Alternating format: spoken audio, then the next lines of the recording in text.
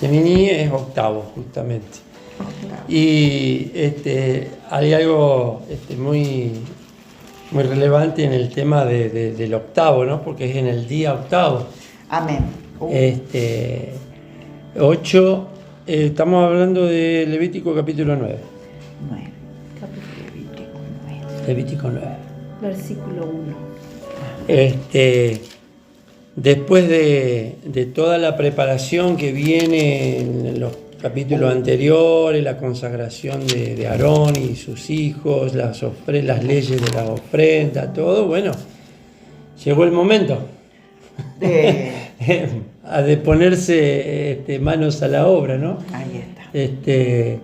Siempre que uno se prepara y bueno, y en algún momento llega el día en que tiene que empezar a hacer aquello para lo cual el Señor lo llamó, lo eligió, o a veces una carrera. Yo me imagino un médico que se recibe, tuvo años preparándose y de pronto, bueno, está delante de un paciente y dale. Claro, ¿de qué te disfrazas? o lo que, digamos, cualquier profesional, ¿no? Que empieza... Claro. Y cuanto más en el tema espiritual, ¿no? Pero octavo, aparte, me interesó lo que dice el comentario de la Torah Med, que así como el concepto séptimo tiene que ver con la naturaleza, lo cíclico, en los 7 días de la semana, todo lo que tiene que ver con la naturaleza, con lo natural, con lo completo, con completar algo. 7 es algo que está completo, pero en el mundo natural. Octavo es aquello que va más allá de lo natural, que trasciende lo natural. Dice por acá, el concepto octavo dice alude a la ruptura de la rutina cíclica de lo natural y se erige como una metáfora de los valores superiores que trascienden la naturaleza. Y dice, la implicación es elocuente: observar las normas de pureza e impureza tratadas en la presente sección y posteriores lleva a uno a elevarse por sobre lo mundano e incorporar a su ser valores supremos de lo octavo, es decir, lo sobrenatural. A veces hablamos de vivir en lo sobrenatural, y pensamos que es una cuestión de pedirle a Dios nomás.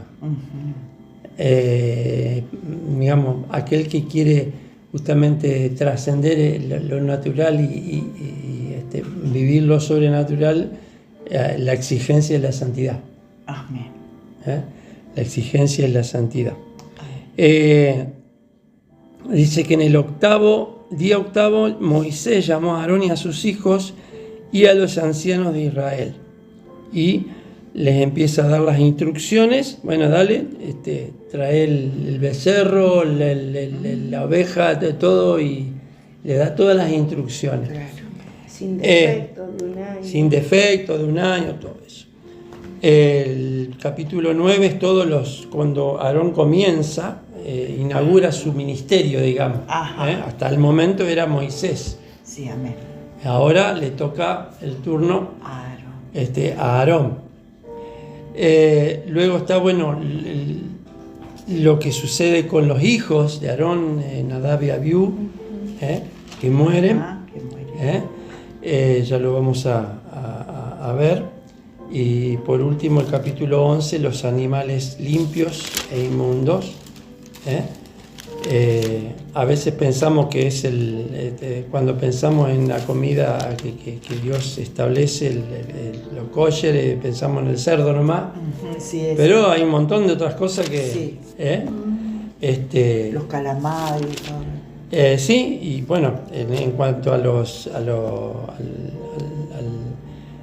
peces, únicamente aquellos que tienen aletas y escamas. Aletas y escamas.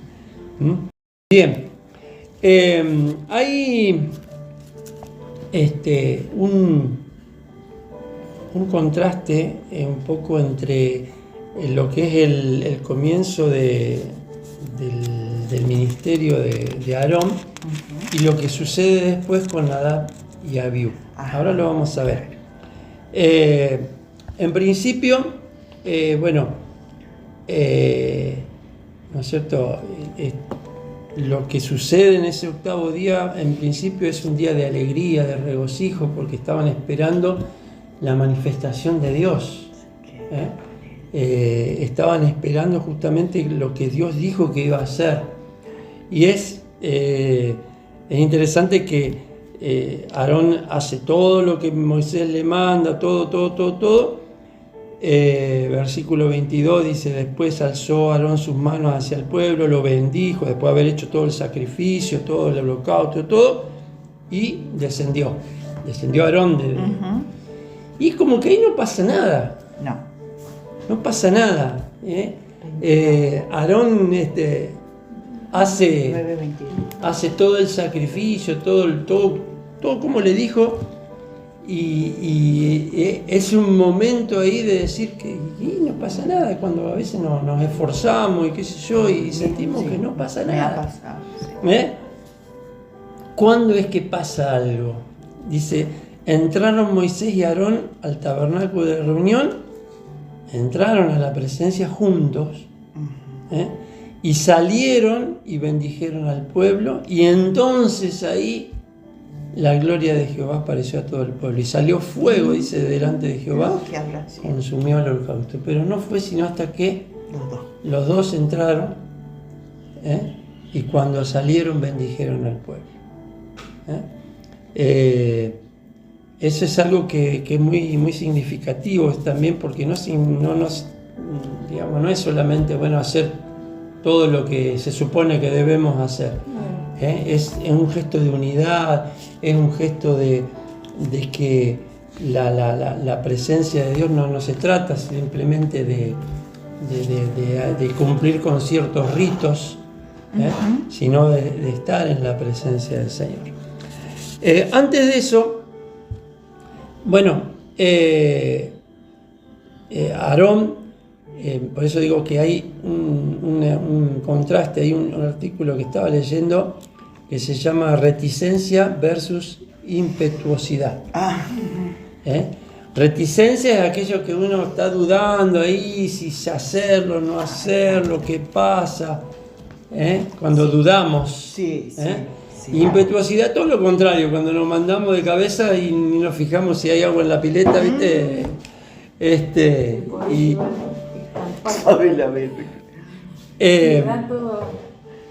Por supuesto, la muerte de Nadab y Abiú es un suceso difícil de explicar, aún para los sabios de Israel, que tienen varias explicaciones para esto.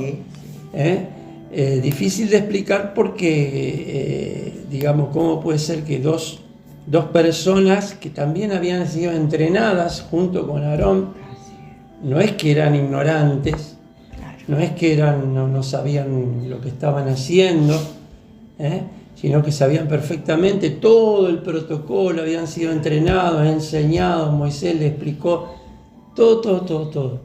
Sin embargo, dice que ellos entran con un fuego extraño. Y hay tantas interpretaciones acerca de lo que es el fuego extraño, y todas son válidas, todas sirven. Ya pues vamos a entrar un poquito más en eso. En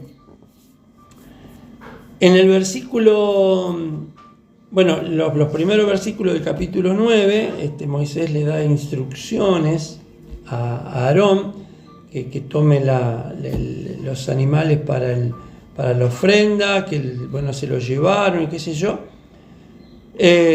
Moisés dijo: esto es lo que mandó Jehová, háganlo y la gloria de Jehová se os aparecerá. Y en el versículo 7, Moisés le dice a Aarón: acércate al altar. ¿Es el 10-7, pastor? El 7, 9-7. 9-7. Acá. Acércate al altar y ofrece el sacrificio, pero ya se lo había dicho antes. Es como que le está repitiendo, y dale. ¿Eh? Y hay una cuestión acá con Aarón, según entienden los que saben, ¿no? Sí, Es como que ese acércate al altar, es como si Aarón estuviese parado así medio lejos y tuviese temor o reticencia justamente a acercarse, porque claro, hasta ese momento, por un lado, ¿no? Hay dos explicaciones. Por un lado, hasta ese momento Aarón era quien secundaba a Moisés, era el asistente, era la voz. Porque Dios le dijo, bueno, Aarón va a ser como tu profeta, vos vas a ser como Dios. Entonces Aarón era el que hablaba en nombre de Moisés, pero no dejaba de ser el segundo, alguien que está al servicio de Moisés. Y ahora Aarón tenía que tomar la rienda a él, digamos, pasar de ser un asistente a ser un líder.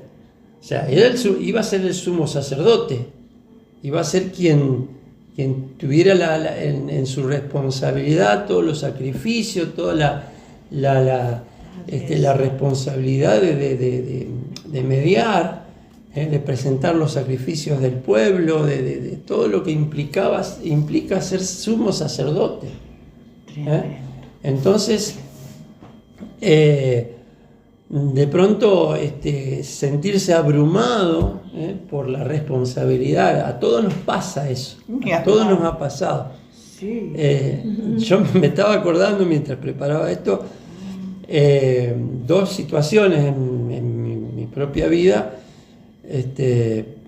Primero, cuando por una circunstancia muy especial que se dio en la iglesia donde estábamos, la autoridad que estaba sobre nosotros nos dice, bueno, quiero que te hagas cargo vos. Ya. Éramos poquitos, no era tampoco la gran cosa, era casi una célula de la iglesia esa, pero para mí era mucho. ¿Y qué le parece? Porque de pronto de estar, ayudando, colaborando, qué sé yo, ahora tenés que ser el pastor. Es una responsabilidad. Entonces uno se siente y te mandan, porque cuando vos no creís... En ese momento, lo que yo razoné, lo que yo pensé, bueno, no lo voy a hacer porque yo sienta que soy el elegido, sino porque Él me lo dice. Amén. Esa es la actitud. Porque Él me lo manda. Así. Porque el hombre de Dios me lo mandó. Sí, así es. Entonces, bueno, no digo que fue una explosión eso, pero bueno, hicimos lo que pudimos hacer, ¿no? Y la otra fue cuando la primera vez que el pastor me dice tenés que predicar o quiero que predique, que también para mí era al lado de lo que es Rubén, ¿qué soy yo? Bueno, también tenía mucho miedo, tenía mucho miedo. Y más Aarón, cuando uno piensa en Aarón, esa tremenda responsabilidad de estar al frente de 2 millones de almas, me imagino que tiene que haber sido un temor muy grande para él. Sí. Por otro lado, está el pecado del becerro de oro, que en cierta forma Aarón colaboró en eso. Ya tenía experiencia y tenía ese sentimiento de culpa cuando Dios lo había perdonado. Dios a él digamos, no le tiró toda la responsabilidad a Aarón, sino que él ya había sido perdonado. Pero Aarón sentía que esa responsabilidad requería un nivel de inocencia, de santidad muy grande. Pero cómo es la misericordia de Dios, ¿no? Que a pesar de los errores, a pesar de la falencia, de las dificultades, igual Él es el elegido. Para eso Dios te eligió.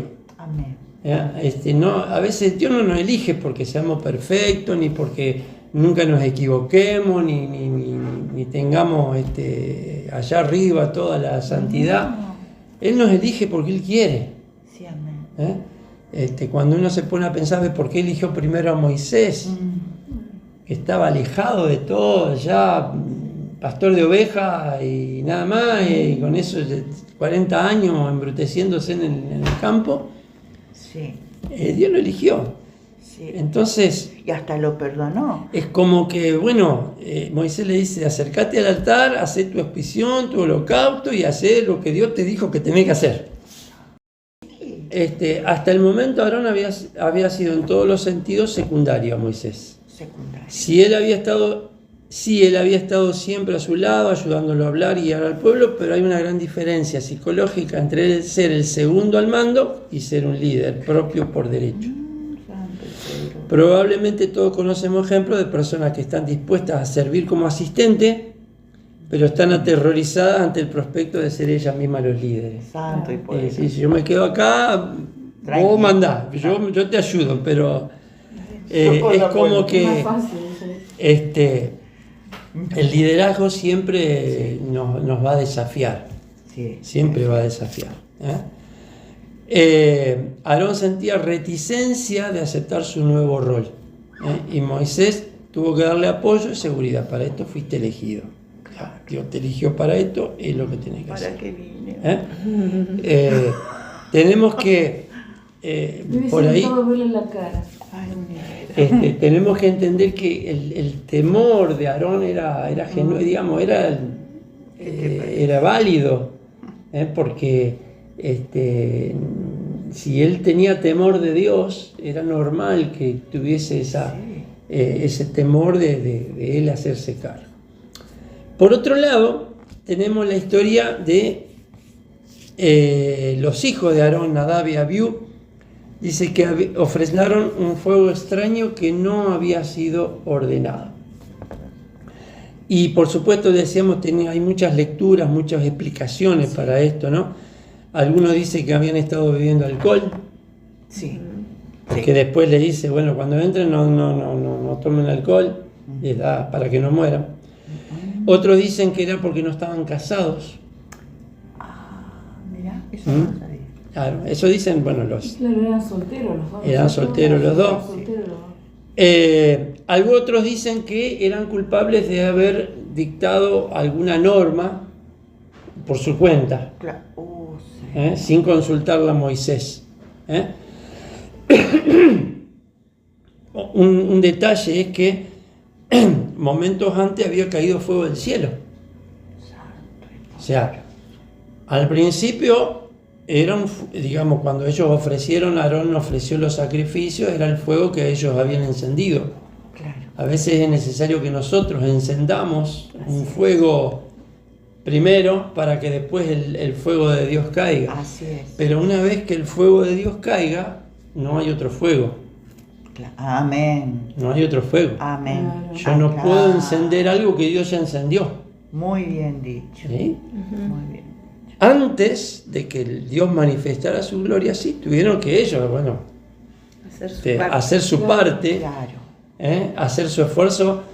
Entendemos lo que era encender fuego en aquella época, no había Magiclean ni briqueta o algo que lo encienda. Como... algo que lo encienda. Generalmente el fuego, cuando alguien lograba encender fuego, se mantenía, aunque sea un poquito, Claro. una brasa encendida Por mucho tiempo. por mucho tiempo para no tener que andar frotando los palitos otra vez. Claro. O Las piedritas. Pero la cuestión es que, bueno, tuvieron que hacer su esfuerzo de encender un fuego para hacer ese sacrificio. Pero cuando el fuego de Dios cayó, entonces ya no hace falta más esfuerzo humano. Claro. Tremendo. Está el fuego de Dios. Y Nadab y Abiú, se cree, bueno, algunas de las explicaciones también, no tomaron fuego de ese altar que ya estaba encendido, sino que se llevaron su propio fueguito. Ah, Ah, ahí la ahí está el pifiaron. error. Claro. Ahí está el error. Sí. La cuestión es que, de alguna manera, otra explicación es que dice que estaban inquietos, porque ellos sabían de alguna manera que los sucesores de Aarón eran ellos. Claro. Y es como que están pidiendo pista, ¿viste? Para tomar protagonismo. Autorización. Y entonces, ¿qué hubo? Impetuosidad. querer apurar, querer apurarse o apurar los tiempos de Dios. Sí. Estos viejitos ya están viejos, en cualquier momento se nos mueren, así que acá hay que darle. Uy, uy, uy. Dice que ellos estaban inquietos ante la presencia de Moisés y Aarón. Ellos dijeron, ¿cuándo morirán estos dos ancianos y podemos dirigirla a la congregación? Claro, ahí está. También. El ser impulsivo. Claro. El contraste, por eso habla de un contraste entre Aarón, que tenía temor de hacerse cargo, y estos dos que no veían la hora de dar, bueno, dale. Un poco la juventud, el querer, ya te digo, apresurar un poco los tiempos. Sí, habríamos metido. Estaban, dice, demasiado ansiosos por ejercer el liderazgo, llevados por su entusiasmo, por tener una parte en esa inauguración. Hicieron algo que no les habían ordenado hacer. Que no, claro. Claro. Básicamente fue eso, algo que Dios no le había ordenado ni Moisés ni Aarón. A fin de cuentas, Moisés no había hecho algo por su propia iniciativa al quebrar las tablas cuando bajó de la montaña y vio el becerro de oro. Si él pudo actuar en forma espontánea, ¿por qué ellos no podían hacerlo? Olvidaron la diferencia entre un sacerdote y un profeta. Muy importante. No es lo mismo. No.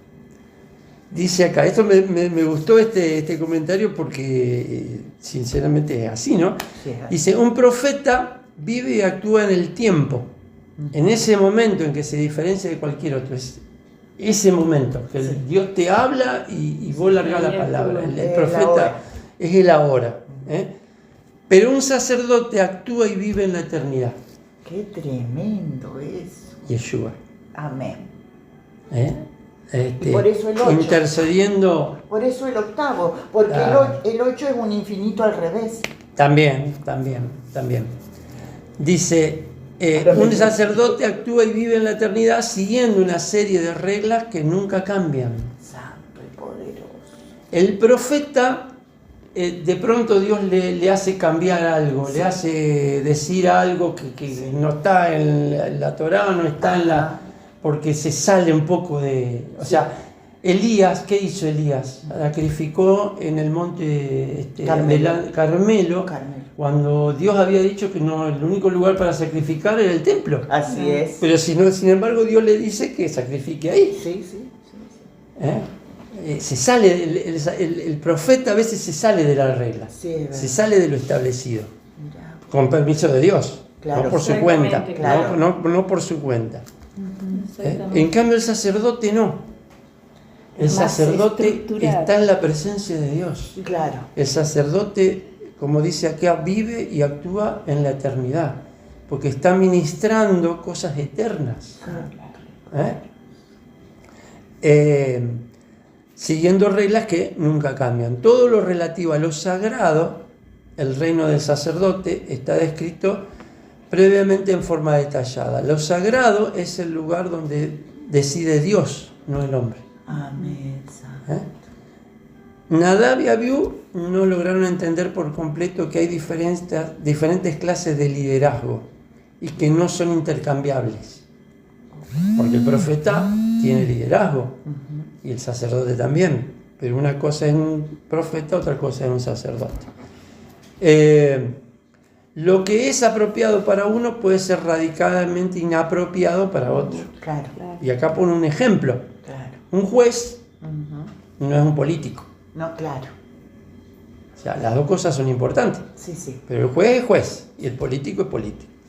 Un rey no es un primer ministro. Un líder religioso no es una celebridad que busca popularidad. Si confundes esos roles, no solo fracasas, sino que también dañas la misión misma para la cual fuiste elegido. Dice, aquí el verdadero contraste es la diferencia entre Aarón y sus dos hijos. Al parecer eran opuestos. Aarón era demasiado cauteloso. Claro. Ya está la exageración. Claro. Y Moisés tuvo que persuadirlo para que comenzara a moverse, a actuar. Nadab y Abiú no fueron cautelosos. Deseaban tanto poner su propio sello en el rol del sacerdocio que su impetuosidad provocó su ruina. acá habla un poco de los líderes, pero un poco para los que todavía, los que no son líderes o quizás no tienen un liderazgo notorio, digamos, pero de alguna manera todos tenemos una forma de liderazgo en nuestro ámbito. Sí, es cierto.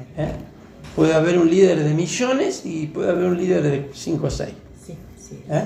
Un líder que es líder en la familia o el líder, como sea, tenemos que tener cuidado con los dos extremos. Sí. Ni ser demasiado temerosos de decir, ay, ¿qué voy a decir yo? Que mirá si... No, pero que... Ni tampoco mandarnos con toda a la quizás hoguera. a hacer o decir cosas que Dios no nos mandó que digamos.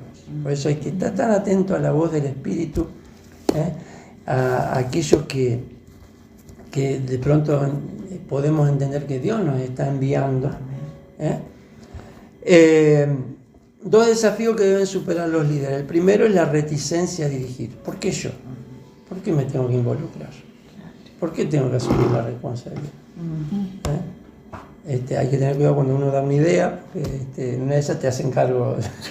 Como le pasó a José. Idea. En una de esas le va a hacer como a José le pasó, tiró la idea, bueno, hacerte cargo. Habrá dicho por qué hablé. ¿Para qué? ¿Por qué debo asumir la responsabilidad y todo lo que viene con ella? El estrés, la cantidad de trabajo, las críticas, porque todo líder es criticado. Nada de eso nadie se salva. Además, bueno, hay otros que pueden estar más calificados que yo, fulano de tal está más preparado. Yo por ahí pensaba en la serie Los Elegidos. Hay una situación, está bien que todo está sujeto un poco a la imaginación, ¿no es cierto?, del creador de la serie. Pero cuando el momento que Jesús le dice, bueno, los elige para ir de 2 en 2, bueno, vayan, prediquen, sanen, eso. Y la cara de los... Pues no dice, la Biblia no dice nada, cuál fue la reacción de los discípulos. Simplemente dice que los mandó. Claro, no hay muchas explicaciones. No hay explicación en el Evangelio, pero uno puede entrar a jugar con la imaginación y decir, todo lo que estaba Jesús haciendo era Jesús. Ahora lo tengo que hacer yo. Pero vinieron contentos. Vinieron, sí, a la vuelta. Claro. A la ida. El tema es cuando te están diciendo, bueno, ahora van a ir ustedes, van a ir a las aldeas, van a sanar a los enfermos. ¿Qué? ¿Cómo? Así están un poco en la serie, ¿no? ¿Qué estás diciendo? Que nosotros vamos a tener que hacer lo que... O sea, el sentir es que es demasiado para uno. Claro, sí. Jeremías, ¿qué dijo cuando el Señor lo llamó? Soy niño. Claro. Jeremías dijo. Jeremías, Sí. soy niño, ¿no? Que soy niño, no digas soy niño porque... ¿A dónde te vieras? Dice, Más rápido. bueno, Jonás huyó, pero quizá por otros motivos, ¿no? Pero huyó, no quiso hacerse cargo tampoco. El desafío a veces puede ser apabullante, ¿no? Que atemorizante. Pero dice, pero cuando sientes que eres convocado a cumplir una tarea, si sabes que es la misión necesaria e importante, entonces no hay nada que puedas hacer fuera de decir, como dice en hebreo, Hineni, aquí estoy. Hay acá menciona un título de un libro, pero sentir miedo y hacerlo de todos modos. Y el otro extremo es cuando hay personas que se consideran a sí mismos los líderes. Yo soy el elegido, yo estoy acá. Los líderes demasiado entusiastas y con demasiada confianza en sí mismos pueden provocar grandes daños. Pueden provocar grandes daños. Porque lo que pasó con Nadab y Abiú fue una advertencia de parte de Dios. Porque los sabios dicen que ellos eran personas justas. No eran pecadores que entraron así a la ligera, que hicieron cualquier cosa adentro. No, ellos tenían un nivel de santidad. Pero justamente Dios tiene que dar quizá esa lección, porque entonces uno puede pensar, bueno, si a estos que eran recontra más santos que yo le pasó eso, ¿qué me espera a mí? ¿Qué te parece? Entonces, cuando uno se acerca a Dios, tiene que hacerlo con temor, no con miedo, No, pero con temor de Dios, que es reverencia, respeto. No puedo acercarme a Dios justamente como hicieron ellos con fuego extraño. El tema del fuego extraño es como para charlarlo y conversarlo mucho, porque fuego extraño uno puede entender un montón de cosas. Cierto. Con el fuego extraño. sí, señor. Fuego que Dios no mandó, fuego que Dios no encendió. A veces uno lo puede ver, y esto sin entrar en criticar a nadie, porque cada uno sabe lo que hace, o supuestamente, pero uno tiene que tratar, o cree saberlo, pero uno tiene que estar convencido de querer, con recursos humanos, querer bajar la presencia de Dios, manipular a la gente, poner a veces la música, tratar de que con la música o con Manipular los sentidos. manipular los sentidos, eso es lo que no me salía. Manipular lo almático, digamos, lo que tiene que ver con las emociones. Claro, claro. Manipular emociones. Hay que tener mucho cuidado con eso. Porque cuando hay fuego de Dios, no necesitas ni gritar, ni estar declarando, el fuego viene. Sí, así. Exacto. El fuego viene. Fíjense No se el necesita ejemplo que fuego. leímos, ¿no es cierto? Que después de todo lo que hizo Aarón, y lo habrá hecho con temor, no pasó nada. Bastó que entrara Moisés al tabernáculo, salir, bendecir al pueblo.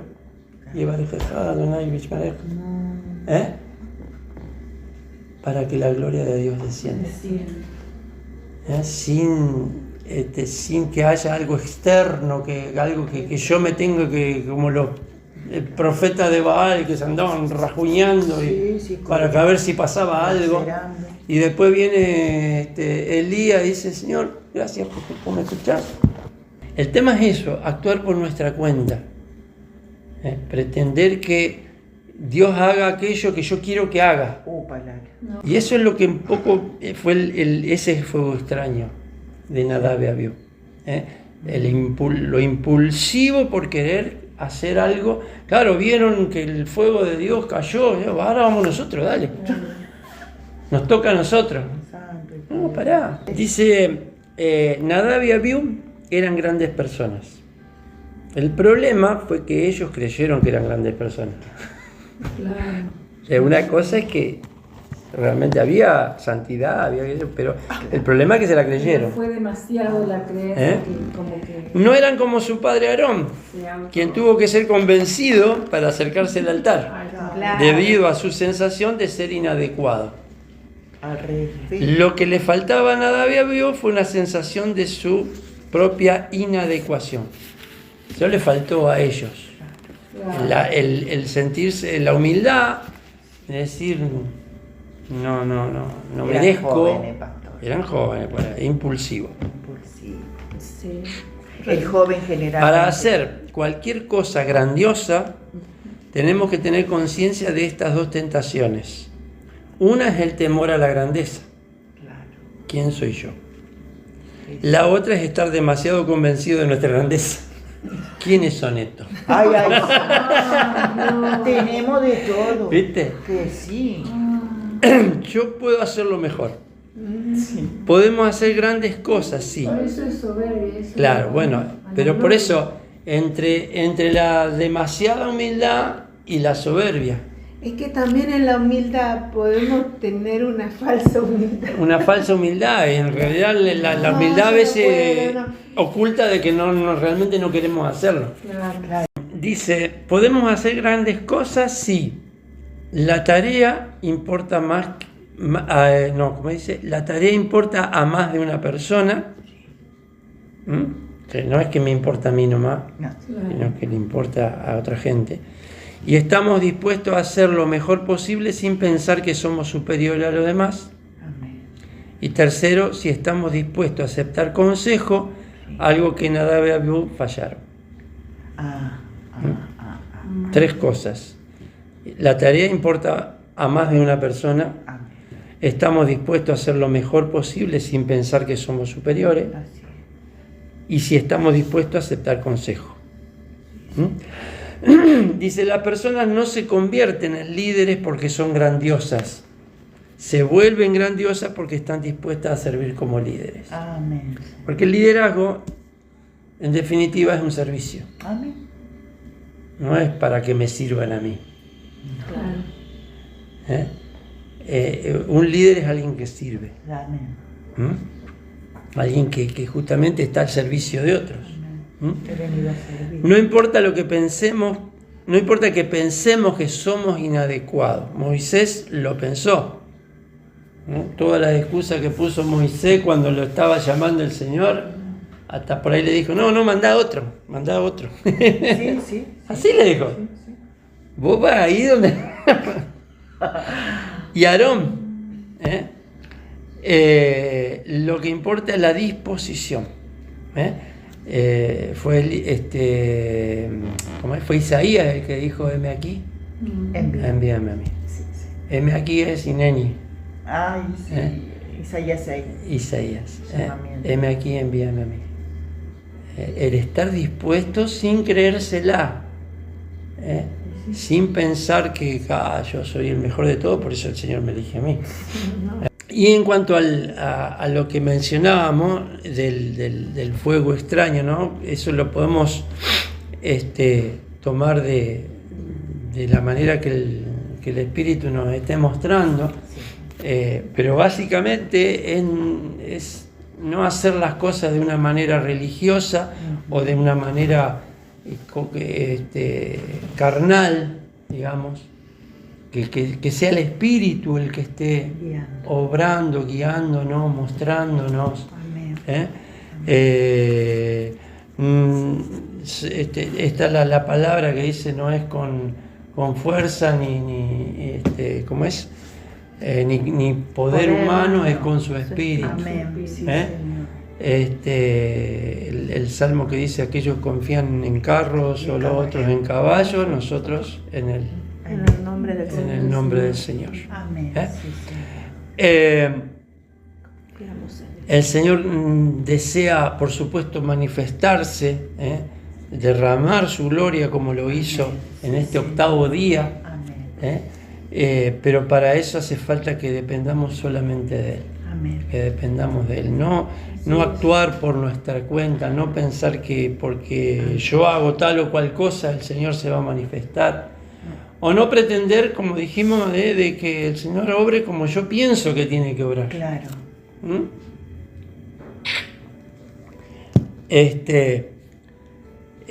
Simplemente de confiar en que el Señor va a obrar cuando en nosotros haya obediencia. Amén. Si hay algo que hubo tanto en Moisés como en Aarón, fue obediencia. Amén. Eso lo vemos, la frase que se repite un montón de veces en el Levítico: hicieron todo lo que el Señor les mandó. Claro. Más de una vez se repite esa expresión de alguna forma o de otra, pero todo lo que el Señor mandó, hicieron. Y ahí está la clave. Por eso fue. No hice lo que yo pensé. Claro. Aún el diseño, cuando uno piensa en el diseño del tabernáculo, que estuvieron trabajando artesanos, Bezalel, orfebre, gente que sabía trabajar, que el Señor les dio sabiduría, Así es. pero sin embargo no era un diseño propio. No es que fluyeron y diseñaron ellos de su propia imaginación, sino que tuvieron que copiar un modelo. Tuvieron que ver el plano, el modelo, el dibujo, y hacerlo como yo te dije que lo tenés que hacer. Así es. No de otra manera. Todo lo que le fue mostrado a Moisés, yo me imagino la capacidad de Moisés, a pesar de que él decía que no sabía hablar, para describir algo que él había visto. Medida, ponerle las medidas, pero los detalles, la forma. eso nos habla de un diseño que no es como yo quiero. Bueno, yo alabo al Señor y adoro al Señor a mi manera. No es a Sí, tu, así no la es a gente tu manera, es la manera de Dios. Sí. Que el Señor te pueda hablar de acuerdo a tu temperamento, a tu carácter, es otra cosa. Porque de acuerdo a lo que nosotros podemos recibir es lo que el Señor a veces nos va a hablar. Sí, Ahora, cuando se trate de hacer algo para el Señor, es distinto. es muy bien. Sí. Yo tengo que hacer lo que Él me dice que yo Amén. tengo que hacer. Así es. En un dicho que hay un pastor que él siempre repite, dice hacer las cosas bíblicas de la manera bíblica. Claro. Así es. Hacer cosas bíblicas a la manera bíblica. Sí. Entonces, por supuesto, entender que saber que la palabra está para darnos instrucción, Amén. Sí, Señor. que la palabra está para ser obedecida, Amén. de acuerdo a la revelación, por supuesto. Exactamente. Y si no hay revelación, pero yo siento que lo tengo que hacer, lo hago hasta que tenga revelación. Amén. Yo no sé si Aarón entendió realmente o los hijos de Israel entendían bien lo que estaban haciendo, Ajá. que en definitiva estaban profetizando acerca del Mesías, en última instancia. Yo no sé si entendieron todo eso, pero lo hicieron de todos modos. Claro. Porque obedecieron a Dios, Amén. obedecieron la palabra. Amén. No todo lo que Dios nos manda lo vamos a entender. Dios no espera que entendamos todo. No se trata de un entendimiento intelectual. Si bien el intelecto también entra en la ecuación, porque Dios nos hizo con intelecto. Sí, amén. Si no, no nos hubiese dado un cerebro. No, claro. Pero a veces para entender lo que estamos haciendo tenemos que a veces esperar el resultado. Sí. Para decir, por esto Dios me... Claro. O sea, hacer todo lo que Dios te dijo, el sacrificio, el cordero, el becerro, todo, y al final la gloria de Dios cae. Al final. No entendí todo lo que hice, pero mirá lo que pasó. Sí. Amén. Señor. Quizás no entendí todo el proceso, Claro. pero lo que veo es el resultado. Amén. Obediencia, por sobre todas las cosas, la obediencia a su palabra, la obediencia a los requerimientos de Dios, es lo que va a hacer que la gloria de Dios se manifieste. Amén. Amén. Que el Señor nos añada sabiduría. ¿Hasta dónde es, pastor? Para allá es hasta el capítulo 11, todo el capítulo 11. Todo 11. Dice la gloria, la presencia de la gloria del Eterno es algo que también afecta a las emociones. Es posible no solamente ver, sino sentir su gloria. Y hoy no podemos ver la gloria como la vio el pueblo de Israel, ¿no? Porque aún no tenemos, no hay templo, no vino el Mesías. Alguna vez lo vamos a ver. Pero sí es posible sentir y vivir y caminar en ese sentimiento de su inmediata presencia en nuestros templos personales. Claro. Esa gloria, esa presencia del Espíritu es más valiosa que cualquier otra cosa en el mundo. Amén. Su cercanía en nuestra vida es más válida que todo lo demás. El anhelo por esa gloria es la inspiración más alta que un hombre pueda tener. Y la Torá nos enseña el camino para poder ver, recibir y vivir en esa gloria. La Torá viviente es la manifestación de esa gloria aparte del templo edificado por manos humanas. Juan 1.14 dice: el Verbo se hizo carne y habitó, literalmente puso su tabernáculo entre nosotros y vimos su gloria como del unigénito del Padre, lleno de gracia y de verdad. Amén. En la oración del sumo sacerdote celestial vemos también la gran aspiración del cielo de mostrar la gloria del Eterno a los hombres. La gloria que me diste, eso dice orando Jesús, les he dado, para que sean uno así como nosotros somos uno. Padre, quiero que los que me has dado estén también conmigo donde yo estoy, para que vean mi gloria, la gloria que me has dado, porque me has amado desde antes de la fundación del mundo. La remisión del pecado es una condición muy importante para que podamos ver su gloria. Amén. Otra de las cosas que la Torá nos enseña es la obediencia a los mandamientos. El versículo que hemos destacado nos enseña que para poder ver la gloria del Eterno hay que hacer lo que Él ha mandado que se haga. Amén. ¿Eh? ¿Queremos ver la gloria del Eterno? Entonces tenemos que hacer lo que Él nos ha mandado. Esto no es un mensaje principalmente individual, sino colectivo. Por eso se dice a vosotros. ¿Deseamos realmente la gloria del Eterno entre nosotros? ¿Estamos dispuestos a combatir el pecado en todas sus formas y obedecer al Eterno en todo lo que nos manda? Amén. Yo quiero que gobiernes mi vida. Me doy en sacrificio a ti. Yo quiero